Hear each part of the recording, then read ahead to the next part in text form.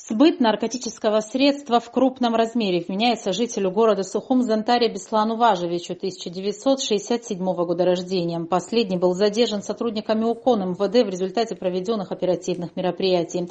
При личном досмотре у гражданина Зантария изъят сверток, как впоследствии установлено экспертами, содержащий наркотическое средство метадон, а также сотовый телефон iPhone 11 с фотографиями геолокации так называемых мест тайных закладок.